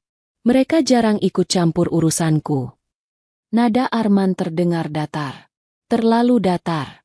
Malam itu, di rumah besar lain, Ratna duduk di tepi ranjang. Tangannya gemetar. Air matanya jatuh satu-satu. Suaminya, Bagas, duduk di sampingnya. Kamu kenapa? Tanya Bagas lembut. Ratna menggeleng. Napasnya tidak teratur. Wajahnya, ucap Ratna akhirnya. Bibirnya, cara matanya melihat. Itu seperti anak kita. Ratna menatap suaminya. Suamiku, anak Arman begitu mirip putri kita. Bagas terdiam lama. Sudah 20 tahun, katanya pelan. Anak kita sudah tidak ada. Putri kita sudah tiada 20 tahun lalu saat masih bayi. Bagaimana mungkin kamu bilang wajahnya mirip putri Arman? Sayang tenanglah, ikhlaskan putri kita. Ratna menggeleng kuat. Aku seorang ibu, ucapnya. Perasaanku tidak mungkin salah. Bagas memeluknya. Ia tidak menjawab. Di rumah Arman, Safa duduk di kamar. Ia membuka laci kecil. Ia mengeluarkan foto lama yang pernah ditunjukkan Arman. Foto bayi perempuan dengan sebuah kalung kecil di lehernya. Kalung itu, dadanya kembali sesak. Ia teringat malam saat ia menjual kalungnya. Kalung yang sama, liontin kecil dengan ukiran halus. Saat itu ia tidak berpikir apa-apa. Ia hanya ingin obat. Safa menutup laci. Ia belum tahu bahwa perlahan, benang-benang lama mulai bergerak, dan kebenaran yang dikubur 20 tahun lalu, mulai mencari jalannya sendiri untuk muncul. Hari itu hujan turun sejak pagi. Tidak deras, hanya rintik kecil yang jatuh tanpa suara. Langit abu-abu menggantung rendah di atas rumah besar Arman, membuat suasana terasa lebih dingin dari biasanya. Safa berdiri di balik jendela kamarnya. Ia menatap halaman luas yang basah. Rumput hijau terlihat berkilau terkena air. Semua terlihat indah. Terlalu indah untuk seseorang yang hatinya kosong. Sejak pertemuan keluarga itu, ada sesuatu yang mengganggu pikirannya. Tatapan Ratna. Tatapan yang tidak biasa. Bukan tatapan penasaran. Bukan tatapan curiga. Tapi tatapan yang seperti mencari sesuatu yang hilang. Safa menghela napas pelan. Ia menuruni tangga untuk sarapan. Arman sudah duduk di meja, seperti biasa. Koran di tangannya. Kopi hitam di sampingnya. Kamu ikut aku hari ini, kata Arman tanpa menoleh. Kemana? Tanya Safa hati-hati. Keluar, jawab Arman singkat. Ada urusan keluarga. Safa mengangguk. Mobil kembali melaju. Kali ini Safa lebih berani memperhatikan wajah Arman dari pantulan kaca. Wajah itu terlihat tenang. Terlalu tenang. Seperti orang yang sudah mengatur segalanya jauh sebelum hari ini tiba. Benar kan? Dia bahkan sudah bilang 10 tahun lalu bahwa dia punya seorang putri. Arman merencanakannya sudah lama. Mereka tiba di sebuah rumah besar lain. Tidak semegah rumah Arman, tapi tetap terlihat mapan. Halamannya rapi. Pohon besar berdiri di depan. Safa turun. "Ini rumah kakakku," ucap Arman. "Kamu tunggu di ruang tamu." Safa duduk sendiri. Tangannya terlipat di pangkuan. Matanya menyapu ruangan. Foto-foto keluarga tergantung di dinding. Anak kecil. Wajah bahagia. Senyum yang terasa utuh. Langkah kaki terdengar. Ratna muncul dari lorong. Saat melihat Safa, langkahnya terhenti. Untuk beberapa detik, mereka hanya saling menatap. "Silakan duduk," ucap Ratna akhirnya. Suaranya sedikit bergetar. Safa mengangguk. Ratna duduk di seberangnya. Tangannya saling menggenggam erat, seolah menahan sesuatu agar tidak tumpah. "Kamu, Safa," ucap Ratna pelan. "Iya," jawab Safa. Ratna tersenyum tipis. Matanya berkaca-kaca. "Kamu mirip seseorang," katanya. Safa menunduk. "Banyak orang bilang begitu," jawabnya singkat. Ratna mengangguk. Ia menarik napas panjang. "Arman bilang kamu baru kembali," lanjutnya. "Apa selama ini kalian tidak tinggal bersama?" Safa mengangguk pelan. Ratna memperhatikan Safa dengan saksama. Cara Safa duduk, cara jarinya bergerak, cara ia menunduk saat bicara. Hatinya bergetar. Ia bangkit berdiri, lalu kembali dengan sebuah kalung di tangannya. Kalung kecil dengan liontin sederhana. "Ini," ucap Ratna pelan. "Aku selalu memakainya." Safa menatap kalung itu. Dadanya seketika terasa sesak. Liontin itu, bentuknya, ukirannya, persis seperti kalung yang dulu ia miliki. Safa menelan ludah. "Kalung itu," ucap Safa lirih, "mirip sekali dengan milik saya dulu." Ratna terdiam. Tangannya gemetar. "Kamu punya?" tanyanya cepat. "Punya," jawab Safa. "Dulu." Ratna mendekat. "Kemana sekarang?" Suaranya bergetar. Safa menunduk. "Saya menjualnya," ucapnya pelan. "Untuk beli obat ayah saya." Air mata Ratna langsung jatuh. "Di mana kamu menjualnya?" tanyanya terbata. Safa menyebutkan tempatnya. Toko kecil di pinggir kota. Tempat barang-barang lama dijual. Ratna menutup mulutnya. Tubuhnya gemetar. Saat Arman kembali ke ruang tamu, Ratna sudah duduk tenang. Terlalu tenang. Arman sedikit curiga. Dia menyesali membawa Safa bersamanya ke sini hari ini. Perjalanan pulang terasa panjang bagi Safa. Hatinya dipenuhi perasaan campur aduk.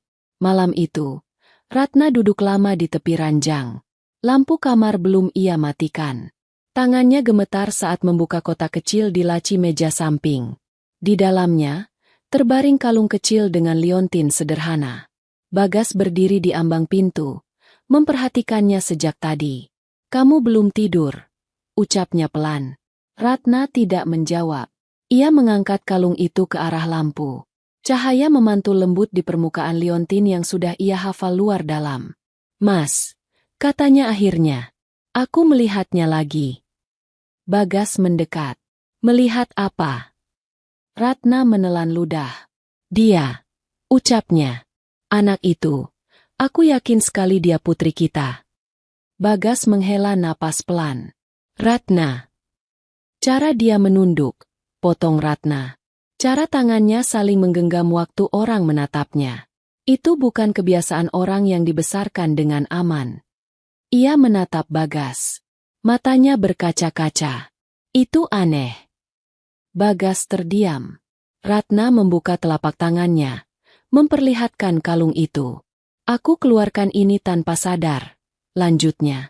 "Dan kamu tahu apa yang dia katakan?" Bagas mengernyit. "Apa?" Ratna menirukan suara Safa. Lirih. "Kalung itu mirip sekali dengan milik saya dulu."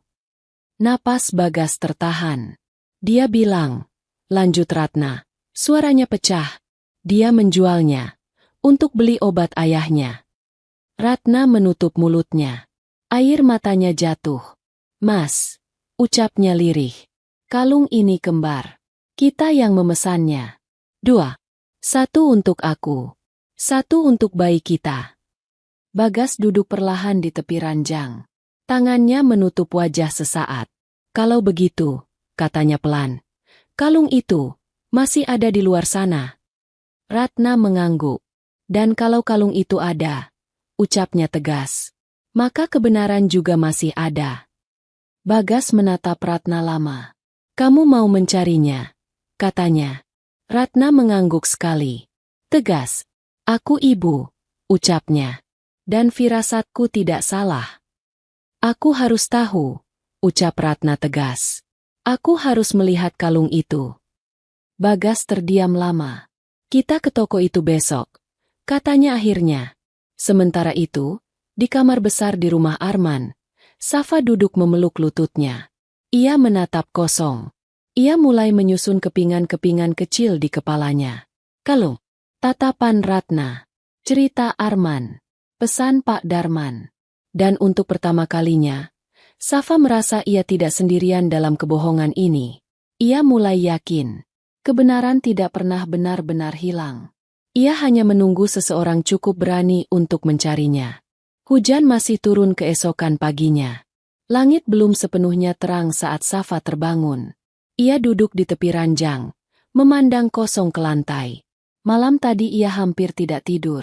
Bayangan wajah Ratna terus muncul di pikirannya. Tatapan itu, kalung itu. Cara tangan Ratna gemetar saat Safa menyebutkan tempat ia menjual liontin kecilnya. Safa menarik napas panjang. Ia tahu, sejak kemarin, sesuatu telah berubah. Di meja makan, Arman sudah duduk rapi. Seperti biasa. Wajahnya tenang. Sikapnya terkendali. Tidak ada tanda bahwa ia menyadari apa yang sedang bergerak di balik punggungnya. Kamu terlihat lelah, ucap Arman sambil menuang kopi. Kurang tidur, jawab Safa singkat. Kamu harus membiasakan diri, kata Arman. Hidupmu sekarang berbeda. Safa mengangguk. Ia menunduk, menyembunyikan sorot matanya. Setelah sarapan, Arman pergi dengan alasan pekerjaan. Safa tidak dilarang keluar. Namun ia tahu, setiap langkahnya diawasi. Rumah besar itu memiliki banyak mata. Pembantu, sopir, sapam. Safa memilih diam. Ia duduk di taman belakang, berpura-pura membaca buku. Namun pikirannya jauh. Di tempat lain, di waktu yang hampir bersamaan, Ratna duduk di dalam mobil bersama Bagas. Tangannya menggenggam tas kecil erat-erat. Wajahnya tegang. Matanya sembab karena semalaman tidak tidur. Kita tidak perlu ke sini, ucap Bagas pelan, hampir seperti memohon. Kalau kamu tidak siap. Ratna menggeleng. Aku harus melihatnya, jawabnya tegas. Sekarang. Mereka berhenti di depan sebuah toko kecil di pinggir kota. Papan namanya hampir tidak terbaca. Cat dindingnya mengelupas. Jendela kacanya buram. Ratna turun dengan langkah ragu. Ratna berdiri di depan sebuah toko kecil di pinggir kota. Bangunannya tua. Catnya mengelupas. Papan namanya hampir pudar. Bersama Bagas, ia masuk dengan langkah ragu. Pemilik toko itu pria tua. Matanya menyipit saat Ratna menyebutkan liontin kecil berbentuk sederhana. Oh, itu, katanya pelan. Masih ada. Ratna menahan napas saat kalung itu dikeluarkan dari laci kaca. Liontin kecil itu terbaring di atas kain kusam. Bentuknya persis. Ukirannya sama. Bahkan goresan halus di pinggirnya masih terlihat. Ratna tidak bisa menahan tangisnya. Itu milik anak saya, ucapnya dengan suara bergetar. Bagas berdiri mematung. Tangannya mengepal. Pemilik toko hanya mengangguk pelan. Sudah lama tidak ada yang menebusnya. Ratna membeli kalung itu tanpa menawar. Tangannya gemetar saat menggenggamnya. Seolah menggenggam kembali sesuatu yang sudah lama direnggut dari hidupnya. Malamnya, Safa dipanggil ke ruang tamu besar. Ia mengira Arman ingin bicara. Namun yang ia lihat justru Ratna duduk di sana. Arman belum pulang.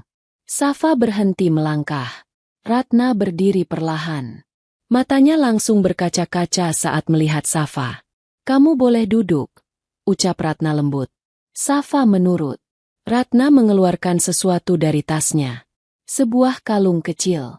Liontin yang membuat jantung Safa berhenti berdetak sesaat. "Itu," ucap Safa lirih. "Kalung saya." Ratna mengangguk. Air matanya jatuh. "Aku menemukannya," katanya. "Di tempat yang kamu sebutkan." Safa menelan ludah. Dadanya sesak. Ratna menggenggam tangan Safa. 20 tahun lalu, ucap Ratna pelan. "Anakku hilang." Safa tidak menjawab. Ia tidak mampu. "Aku tidak pernah berhenti mencari," lanjut Ratna. "Dan saat aku melihatmu, sesuatu di dalam diriku menjerit. Aku tidak bisa lagi menipu diriku sendiri." Safa menunduk. Air matanya jatuh ke tangan Ratna. "Ayah saya bilang," ucap Safa dengan suara gemetar. "Pria itu tahu siapa ayah kandung saya." Ratna terdiam. Wajahnya mengeras. "Arman," katanya pelan. Mereka saling menatap. Tidak ada lagi kebohongan di antara mereka. "Kita harus hati-hati," ucap Ratna akhirnya. "Dia bukan orang sembarangan." "Juga tidak boleh gegabah," ucap Ratna. "Dia pasti sudah merencanakan ini lama." Safa mengangguk. "Saya akan tetap berpura-pura," kata Safa. "Saya akan jadi anak yang dia inginkan." Ratna mengangguk. "Kita tarik benangnya pelan-pelan," ucapnya. Sampai semuanya runtuh dengan sendirinya. Ratna masih menggenggam tangan Safa. Genggamannya tidak kuat, tapi hangat. Seperti takut, jika dilepas sedikit saja, gadis di depannya akan menghilang.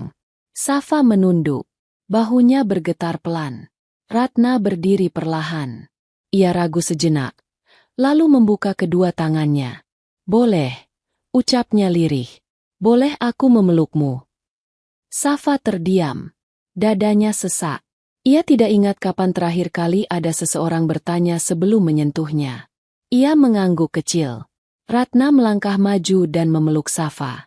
Bukan pelukan erat, pelukan yang ragu. Seolah Ratna menahan diri agar tidak terlalu jauh, tidak terlalu cepat. Namun begitu tubuh Safa menyentuh dadanya, Ratna tidak sanggup lagi menahan tangis. Tangannya mengusap punggung Safa pelan. Berulang kali. "Maaf," ucap Ratna terbata. "Kalau aku terlalu lama." Safa membeku beberapa detik, lalu perlahan mengangkat tangannya. Ia membalas pelukan itu dengan canggung. Tangannya gemetar.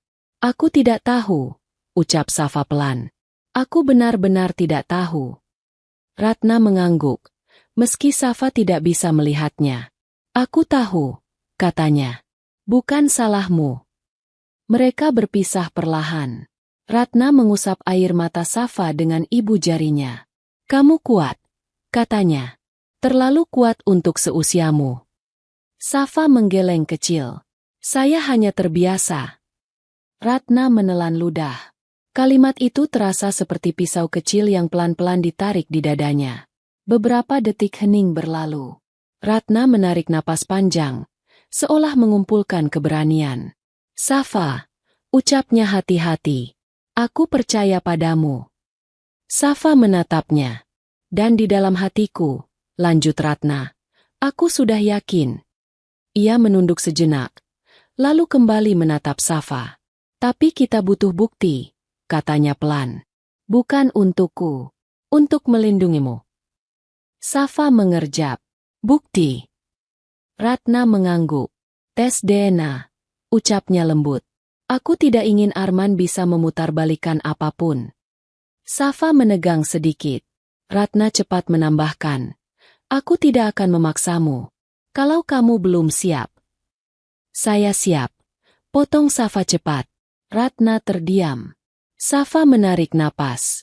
"Kalau memang ini jalan untuk kebenaran, saya mau." Ratna kembali menggenggam tangannya. "Kita lakukan diam-diam," katanya, "tanpa sepengetahuan siapapun." Ia mengeluarkan sebuah tisu dari tasnya, lalu tersenyum kecil, gugup. "Aku hanya perlu beberapa helai rambut," katanya pelan. "Kalau kamu tidak keberatan." Safa mengangguk. Ia meraih satu helai rambutnya sendiri, lalu berhenti. Ambil saja, ucapnya. Ratna mengangkat tangannya dengan hati-hati, seolah menyentuh sesuatu yang rapuh dan berharga. Ia mengambil beberapa helai rambut Safa, membungkusnya rapi dengan tisu. Tangannya gemetar. Terima kasih, katanya lirih. Safa menatapnya. Kalau hasilnya nanti, ucapnya ragu. Kalau ternyata saya bukan. Ratna langsung menggeleng. Kamu tetap Safa, katanya tegas. Apapun hasilnya. Malam itu, Arman pulang lebih larut dari biasanya. Ia melihat Safa duduk di ruang tengah. Kamu kenapa belum tidur? Tanyanya. Tidak bisa, jawab Safa tenang. Arman tersenyum tipis. Kamu mulai terbiasa, katanya. Itu bagus. Safa membalas senyum itu. Senyum yang sama tenangnya. Namun di balik wajah datarnya, Safa sudah tidak lagi sendirian. Ia kini tahu. Ia tidak hanya mencari kebenaran. Ia sedang bersiap menjatuhkan seseorang yang selama ini merasa paling berkuasa. Pagi itu rumah Arman terasa lebih hidup dari biasanya. Para pembantu mondar-mandir. Meja makan dipenuhi hidangan mahal. Bunga segar memenuhi sudut ruangan. Seolah hari itu adalah perayaan. Safa turun dari kamarnya dengan gaun sederhana yang sengaja dipilihkan Arman. Warnanya lembut. Terlalu lembut untuk seorang gadis yang hidupnya penuh luka. Kamu terlihat pantas, ujar Arman sambil menatapnya dari ujung kaki hingga kepala. Ingat hari ini. Safa mengangguk pelan. Wajahnya tenang. Terlalu tenang. Ini hari penting, lanjut Arman. Untuk masa depanmu. Untuk masa depanmu. Kalimat itu terdengar seperti hadiah. Tapi Safa tahu, itu lebih mirip ancaman yang dibungkus rapi. Di balik ketenangannya, jantung Safa berdegup keras. Hari ini, hari di mana semua rencana Arman akan dijalankan. Hari di mana semuanya juga akan berakhir. Mobil hitam itu melaju menuju gedung notaris ternama. Di kursi belakang, Safa duduk tegak. Tangannya terlipat rapi di pangkuan. Arman sesekali melirik ke spion, melihat Safa yang patuh. Dan ia tersenyum. Ia tidak tahu, Safa sudah menyiapkan semuanya. Di gedung itu, beberapa orang sudah menunggu. Pengacara, notaris, 2 anggota keluarga Arman. Semua wajah serius. Semua tampak penting. Ratna dan Bagas juga ada di sana. Duduk agak jauh. Arman tidak terlalu memperhatikan mereka. Baginya, mereka hanya keluarga yang datang untuk formalitas. Acara dimulai dengan pembacaan dokumen. Tentang perusahaan. Tentang saham. Tentang warisan besar yang selama ini disimpan Arman atas namanya sendiri. Ruangan itu sunyi. Terlalu sunyi untuk ukuran sebuah pertemuan keluarga besar. Meja panjang dari kayu gelap membelah ruangan. Di ujungnya duduk seorang notaris tua dengan rambut memutih dan map coklat tebal di hadapannya. Di kiri dan kanan, anggota keluarga besar duduk rapi. Tidak ada yang bicara. Tidak ada yang tersenyum. Safa duduk di samping Arman. Punggungnya tegak. Tangannya terlipat di pangkuan. Wajahnya tenang. Tidak ada yang tahu jantungnya berdetak terlalu cepat. Ratna dan Bagas duduk di seberang. Ratna menatap lurus ke depan. Tangannya saling menggenggam. Kuat. Notaris berdeham pelan. Baik. Ucapnya. Kita mulai. Ia membuka map perlahan. Seperti seseorang yang sadar setiap kata yang akan keluar dari mulutnya bisa mengubah hidup banyak orang. Dokumen ini merupakan surat wasiat terakhir almarhum Bapak Surya Wiratama. Lanjutnya. Nama itu membuat ruangan terasa lebih berat. Surya Wiratama. Pendiri perusahaan besar itu. Kakek Safa, ayah Bagas dan Arman. Sebagaimana diketahui, kata notaris, almarhum memiliki 2 orang putra. Putra sulung, Bagas Wiratama. Putra kedua, Arman Wiratama. Beberapa orang mengangguk pelan. Dalam surat wasiat ini, lanjut notaris, disebutkan dengan jelas bahwa hak kepemilikan utama perusahaan dan seluruh aset keluarga akan diwariskan kepada keturunan langsung. Ia berhenti sejenak. Namun, ucapnya pelan tapi tegas. Terdapat catatan khusus. Arman menyilangkan jari. Wajahnya tetap tenang. Putra sulung almarhum, Bagas Wiratama, lanjut notaris, dinyatakan tidak memiliki anak kandung yang hidup. Ratna menahan napas. Dengan demikian, suara notaris terdengar lebih berat. Hak waris tidak dapat diturunkan melalui garis tersebut. Beberapa anggota keluarga mulai berbisik pelan. Sebagai alternatif, notaris melanjutkan, almarhum menetapkan bahwa hak waris utama akan diberikan kepada keturunan dari putra kedua. Ia menutup map sebentar, lalu menatap Arman. Dengan satu syarat. Ruangan semakin hening. Bahwa keturunan tersebut harus merupakan anak kandung sah yang diakui secara hukum sebelum usia 21 tahun. Kalimat itu menggantung di udara. Arman berdiri. Ia merapikan jasnya. Menarik napas tenang. Saya sudah lama menunggu momen ini, ucapnya. Dan saya sudah menyiapkannya. Tangannya menyentuh bahu Safa. Inilah anak saya, katanya lantang. Safa. Beberapa pasang mata langsung tertuju pada Safa. Safa berdiri perlahan. Ia melangkah maju. Setiap langkahnya terasa berat. Tapi ia tidak ragu. Notaris tersenyum tipis. Sebelum pengesahan, sesuai hukum, kami perlu memastikan hubungan biologis. Arman mengangguk. Tentu. Semua sudah saya siapkan. Ia begitu yakin. Terlalu yakin. Safa menoleh ke arah Ratna. Tatapan mereka bertemu. Ratna mengangguk kecil. Notaris mengangguk kecil. Dokumen pengakuan anak telah kami terima. Nama Safa telah terdaftar secara hukum sebagai putri Bapak Arman Wiratama. Ratna menunduk. Bagas memejamkan mata sesaat. Notaris melanjutkan. Dengan demikian, sesuai surat wasiat almarhum, hak waris utama akan. Safa mengangkat tangannya. Tunggu, ucapnya pelan. Semua orang terdiam. Arman menoleh. Ada apa, Safa? Safa menarik napas. Sebelum ini dilanjutkan, saya ingin mengatakan sesuatu. Arman tersenyum tipis. Bisa nanti. Tidak, jawab Safa. Suaranya tetap lembut, tapi tegas. Sekarang. Ruangan terasa menegang. Safa menatap Arman.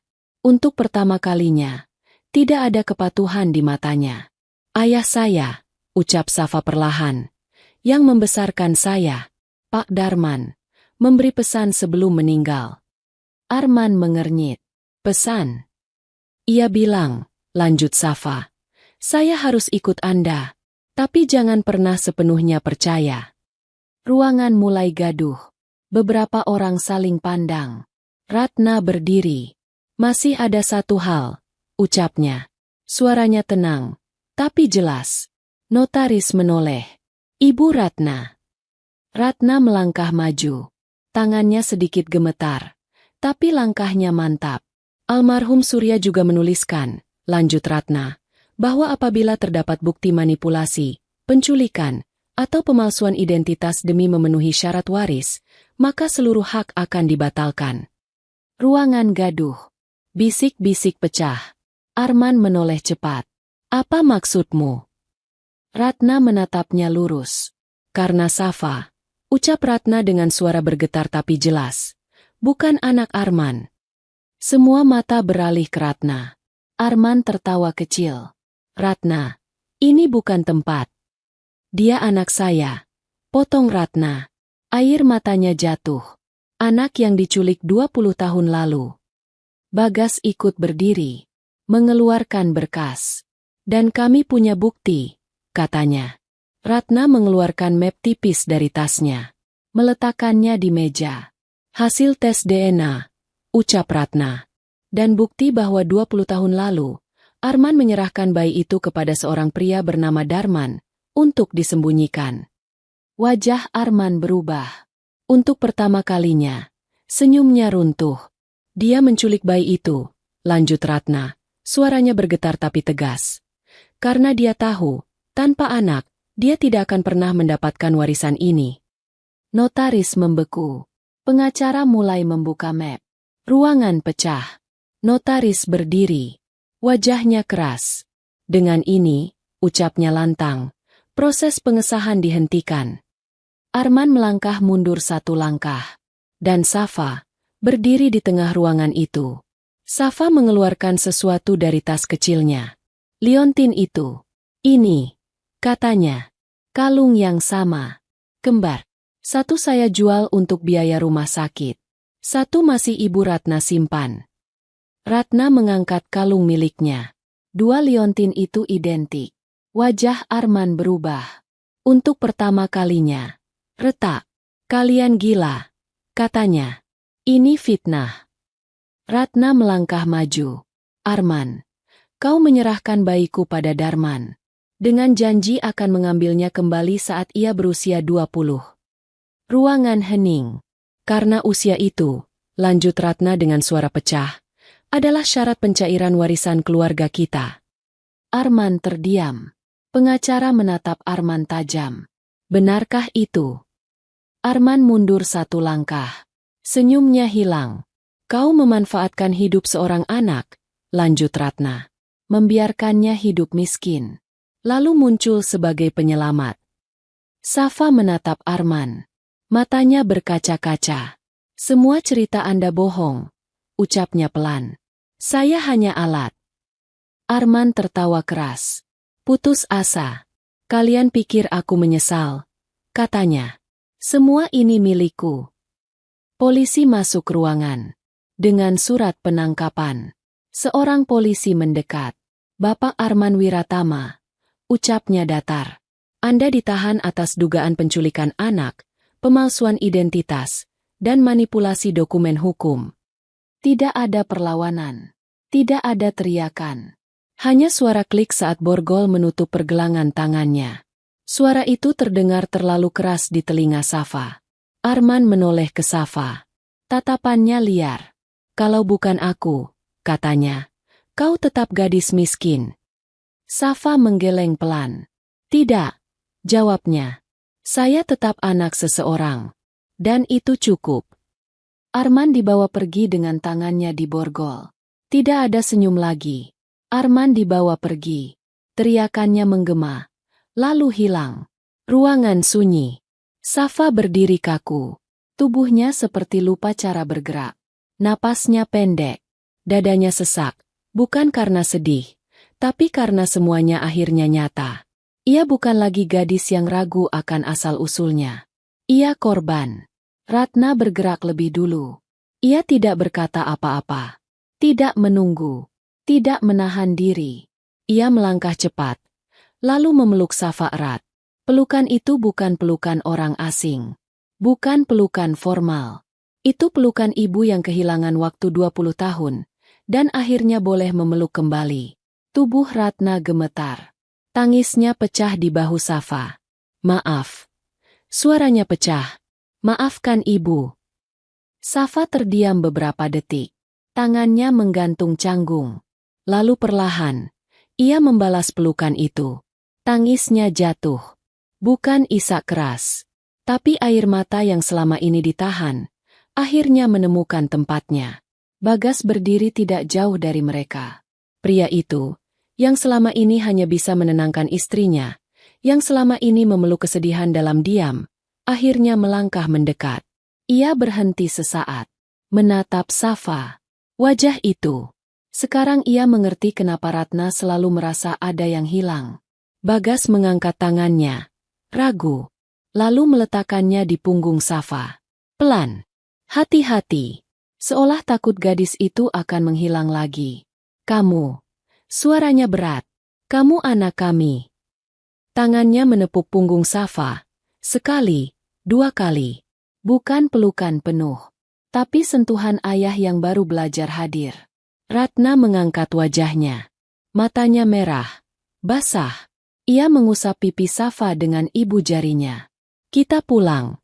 Bisiknya. Bukan ke rumah besar ini. Ratna menempelkan keningnya ke kening Safa. Pulang ke rumahmu.